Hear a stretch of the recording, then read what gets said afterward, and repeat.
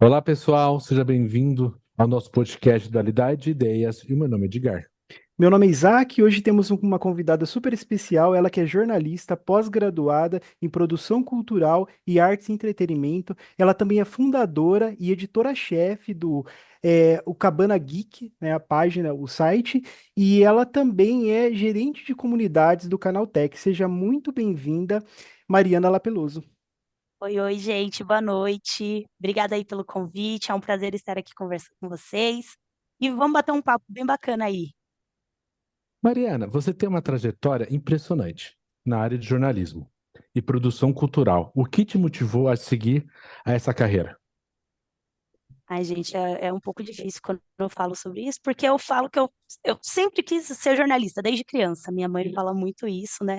E desde pequenininha eu sempre tive muito esse contato. Eu tenho memórias de quando eu era criança de eu sentar com a minha mãe. Naquela época a gente recebia jornal em casa, né? Tipo, o motoqueiro vinha, jogava o jornal pelo portão, e aí eu sentava com a minha mãe, sempre gostei muito, mas eu também sempre tive muito amor, muita paixão por entretenimento, né? Eu sempre gostei muito de filme, de série, de música. Então, eu acho que desde pequena eu tenho essa paixão.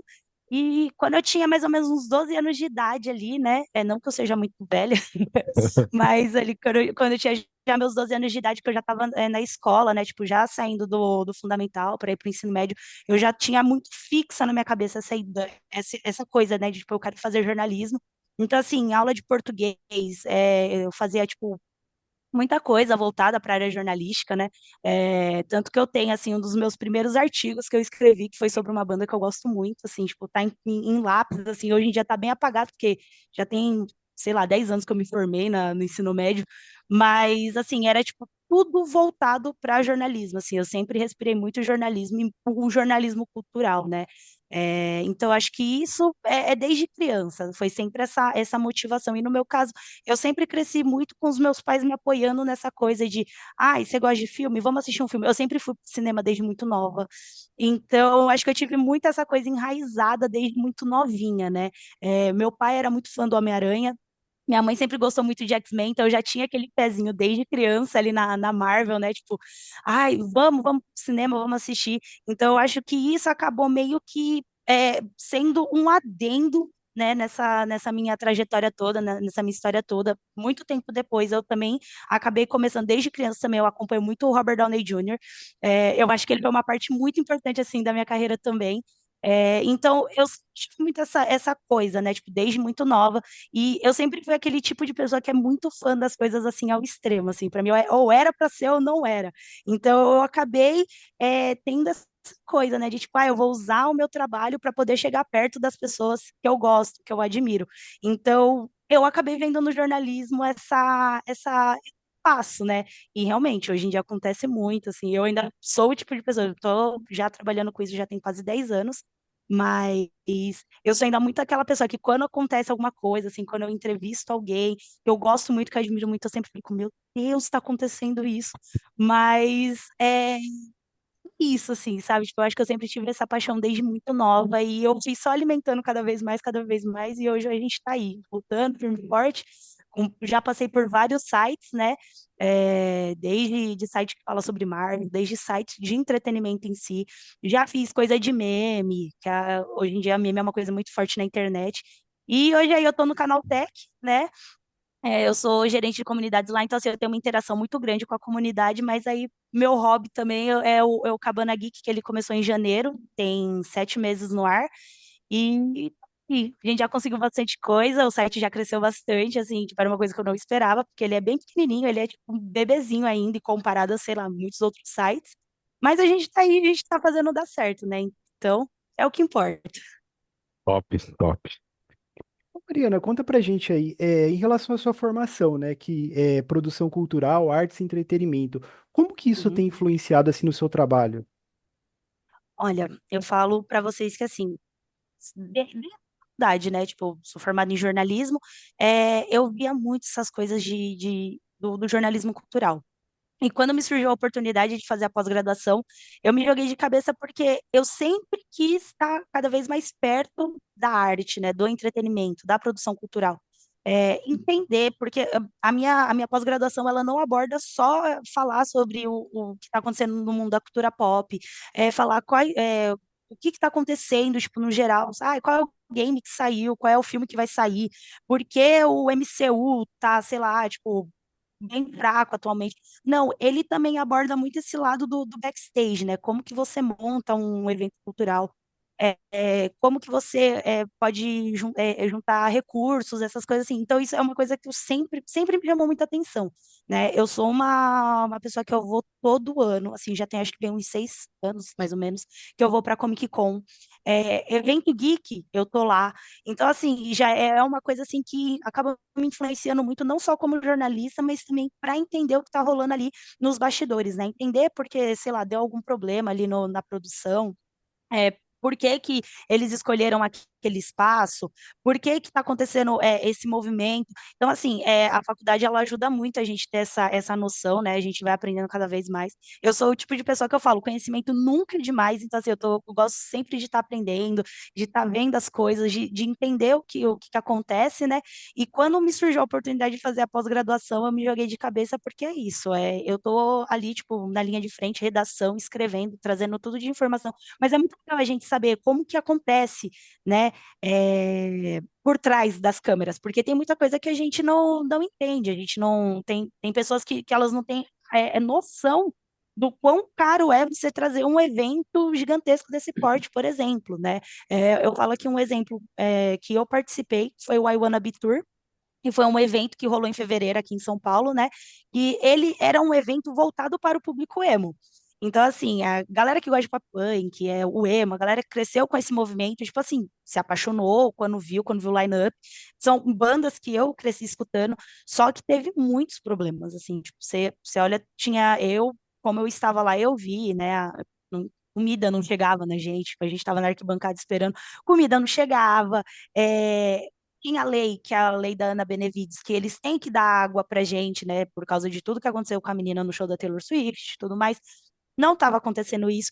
Então, quando a gente estuda, a gente tem essa visão, né, tipo, do background, né, por trás das câmeras, a gente começa a entender, a gente começa a estudar, a ver, mesmo que a gente não esteja trabalhando com isso diretamente com a produtora, enfim, a gente começa a ter essa visão, né, tipo, o que que pode ter dado errado?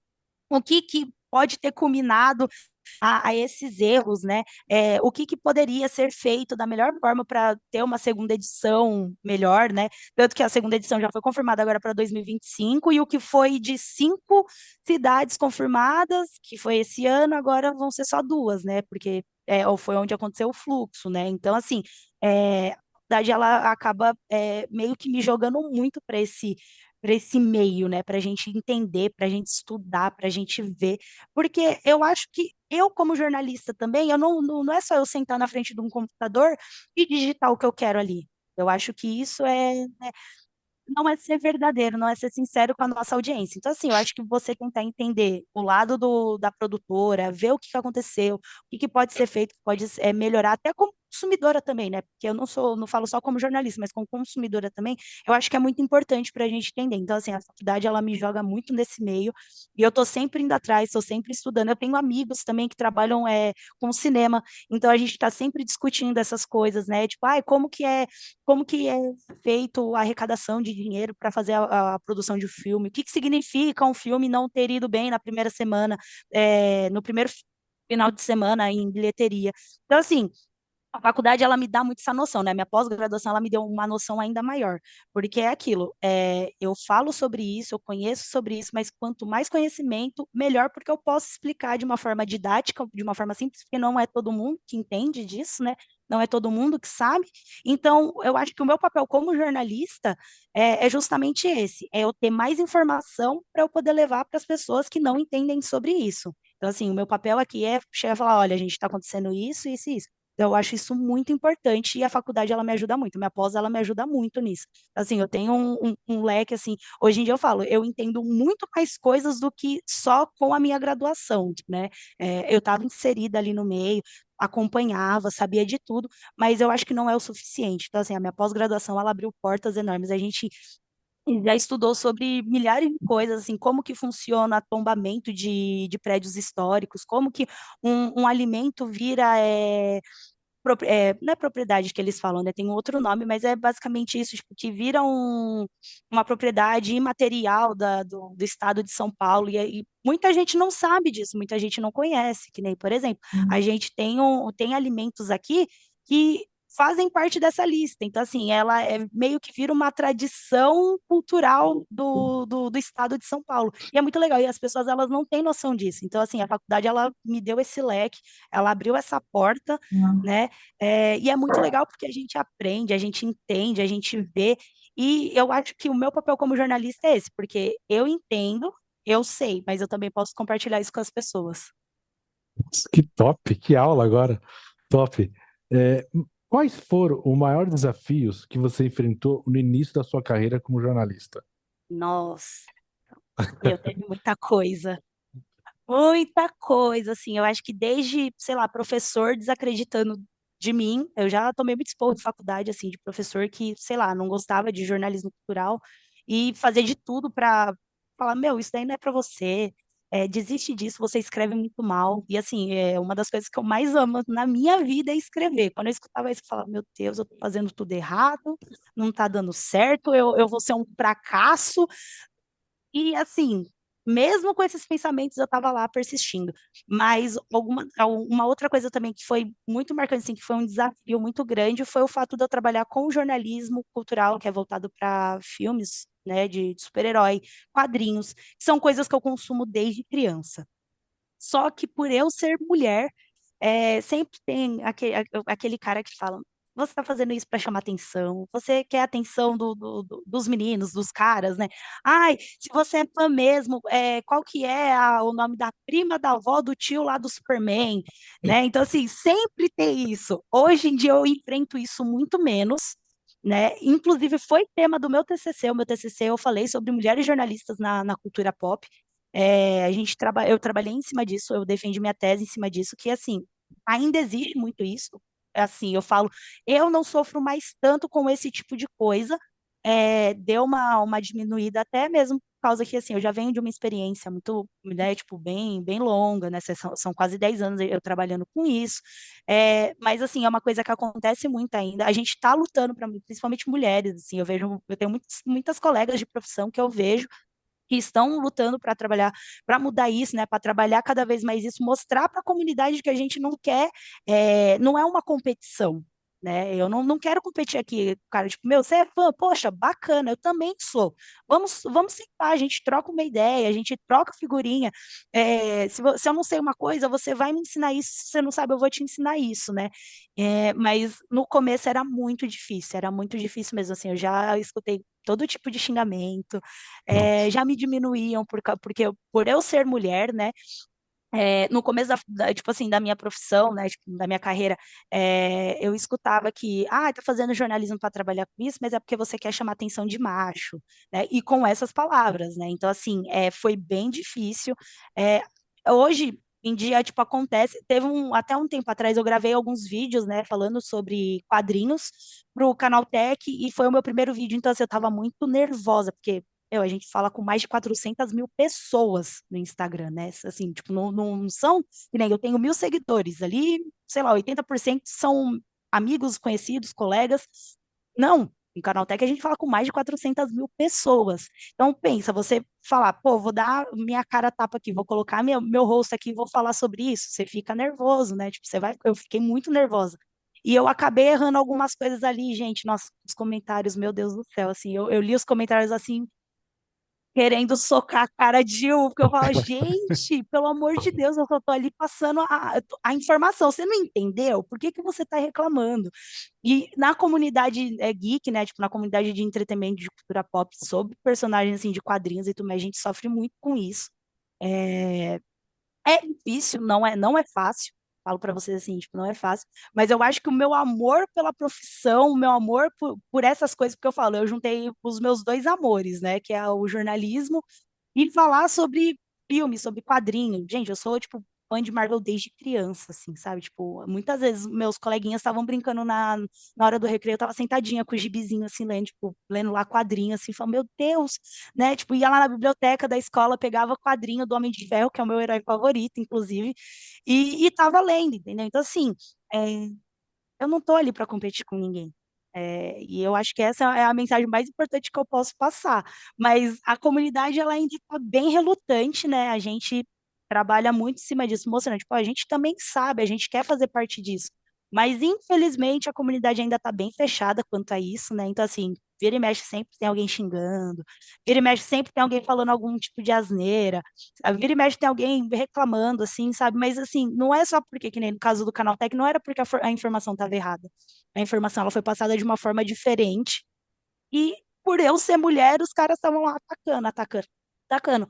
Mas eu falo assim, tipo, isso foi uma dificuldade lá no começo, acontece com menos frequência, pelo menos comigo, né? Eu sei que tem muitas mulheres que trabalham na mesma posição que eu, que elas enfrentam coisas piores. Eu já vi colega de trabalho ser ameaçada de morte por falar sobre um caso de um jogador de esportes que ele cometeu um crime e faltava, sei lá, 2 dias, ele estava na Alemanha, se eu não me engano, foi alguma coisa assim, e ele acabou sendo acusado de um crime, e ela noticiou isso no Canaltech e a galera caiu matando em cima dela. Tipo, a galera ameaçou ela de morte. A gente teve que entrar com o jurídico do Canaltech para poder ajudar ela, para poder dar suporte para ela, porque simplesmente era uma mulher falando sobre um assunto, os caras acharam que ela tá fazendo de pirraça, caíram matando em cima dela.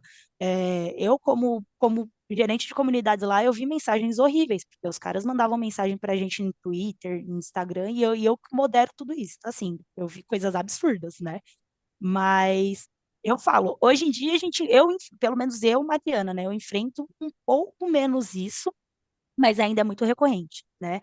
Não era que nem lá no começo, porque também a gente sabe que a Marvel estourou lá em 2008, 2010, e a gente tipo, teve um boom de gente gostando, de gente indo atrás para conhecer, de gente estudando, sabendo sobre, querendo teoria e tudo mais. Então, assim, é um meio que ele é realmente majoritariamente masculino, mas hoje em dia a gente vê muita mulher também consumindo esse tipo de conteúdo, né? Então, assim, os ataques, eles são muito grandes, eles acontecem. Comigo, ainda bem, acontecem com menos frequência, até porque, assim, eu também não sou muito de dar as caras, né? Eu tô sempre mais ali por trás da redação, quando eu escrevo no Cabano. O Cabano é um site que ele é pequeno ainda, né? Mas quando eu vou, sei lá, conversar com o Canaltech, a gente tem que ter muito cuidado, a gente tem que ter todo esse cuidado, né? Tipo, de revisar tudo certinho, tudo bonitinho, justamente por isso, porque senão é chuva de ataque aí uns 2, 3 dias seguidos.